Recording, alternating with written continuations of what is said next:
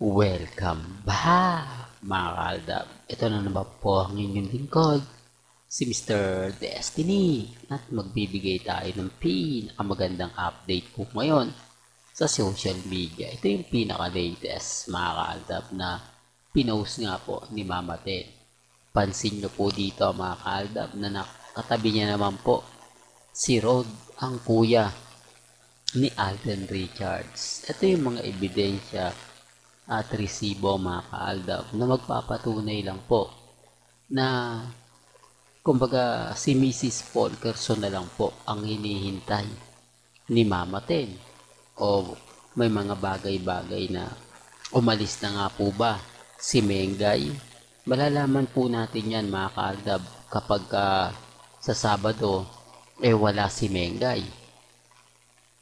Yun kasi yung masasabi natin na pinaka-importanting part sa Eat Bulaga. Bakit nga po ba tuwing Sabado kailangang naandun si Mengay? Bakit nga po ba tuwing Sabado kailangan kompleto ang Rigid Dabber Cards? Ito po kasi yung point na yung ratings na tumataas, talagang tinatangkilik. Ito po yung kailangan talaga ng mga show sa tanghali.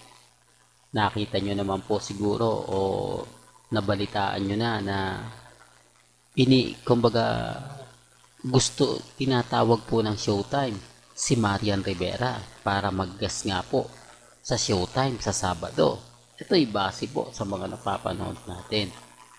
Base po sa mga nakakalat nating impormasyon na kailangan talaga si Mengay sa Sabado. Kaya kung sabi ko sa inyo, kapag nawala si Main, matik na yan. Kapag hindi nyo nakita si Main, alam na yan. Siyempre, yan ang kagandahan nyo po lagi sa channel ni Mr. Destiny. Ano man po yung mga nababasa ninyo, napapanood ninyo, napapakinggan po ninyo, okay lang po yan. Di po ba? Halos mabash nga po si Mr. Destiny. Normal lang po yan, mga kaaldab, kasi sinasabi nilang hindi pupunta o wala si Alden Richard sa bahay ng kapatid niya. Wala naman pong problema, di po ba? Hindi naman po tayo namimilit sa mga nagsasabi ng ganyan. Pero kita nyo naman po yung ebidensya at resibo na si Mama Ten, di po ba? Sa bahay mo po mismo ni Kuya Rod ni Alden Richards o ni Alden Richards, mga kaaldab. Kaya dun sa mga magpapakalat pa po ng hindi maganda at hindi kaaya-aya mga impormasyon, okay lang naman po yun. Diba? Hindi naman po namimilit si Mr. Destiny.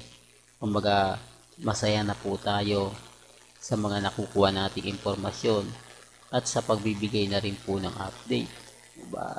Kumbaga, hindi naman po ako nagpapatinag. Never naman po tayong nagpapa-apekto sa mga bagay-bagay na alam naman po natin na pagdating kila Mengay at kay Alden, updated po tayo.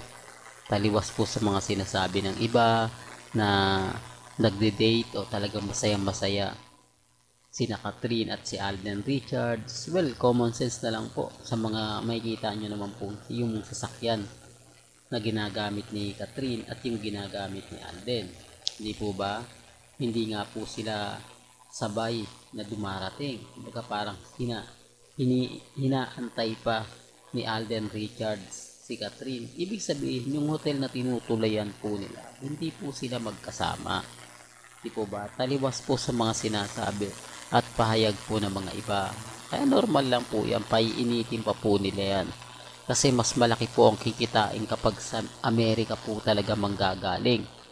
Siyempre, dollar po yan kung ikukumpara nyo naman po dito sa Pilipinas. Kailangang mas mabenta, mas kumbaga makatotohanan. Kaya nga po scripted po Ano man po yung mga nakikita nyong galawan na hindi po nakikita sa Pilipinas, doon po nyo makikita. Normal lang po yun. Dahil sabi ko nga po sa inyo, kailangan nila Alden at ni Catherine na magpa-switch sa isa't isa para makuha yung simpatya ng mga Pilipino sa Canada.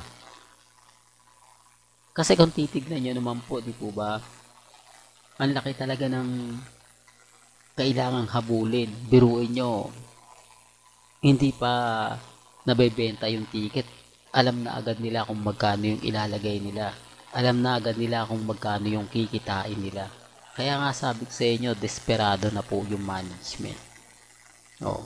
Kaya yung iba nagtataka, Mr. Destiny, bakit sinabi naman ni Catherine na hindi na, wala ng part 3? Gayong kikita ito. Ito yung patunay po na, kumbaga, wala po ba? Hindi siya masyado, ibig sabihin mga kalab, alam nila na kailangan nilang sabihin yan para panoorin. Para yung mga tao daw po yung magde-decide kung meron part 3 pa. Di po ba? Well, ang kasunod din to, sigurado, mga kaldab, pelikula ng Katnil. Di po ba?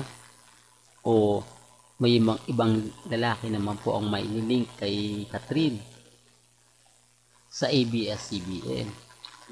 Sabi ko nga po sa inyo, maraming artistang ABS-CBN, ang pelikula na lang po yun talaga yung ginagawa nila.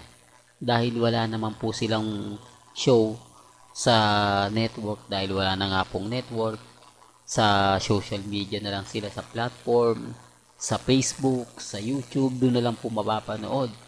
At yung network nila talagang wala na po.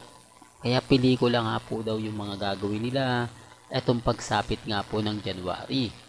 O meron na nga pong Metro Manila Film Festival na galing sa ABS-CBN o Kapamilya Network na isasalang ngayong sa Metro Manila Film Festival. Kaya ang daming ganap mga kaaldab pagpasok nga po talaga ng 2025. Sa mga nagsasabing ganito, ganyan, etc. etc. Wag po kayong basta-basta maniniwala. Kasi alam naman po natin yung buong istorya. Alam naman po natin yung buong kwento. Kaya nga sabi ko sa inyo, inaantay na lang natin si Mrs. Polkerson. Di po ba na umalis? Kaya malalaman nyo ito mga kaaldab sa Sabado. Kaya relax lang po kayo. Maging kampante, maging matatag. Ang dami po talagang hindi gusto yung mga sinasabi natin. Ang dami talagang galit sa mga pinapaliwanag natin. Pero okay lang po yan. Alam nyo naman po na hindi nagpapatinag si Mr. Destiny.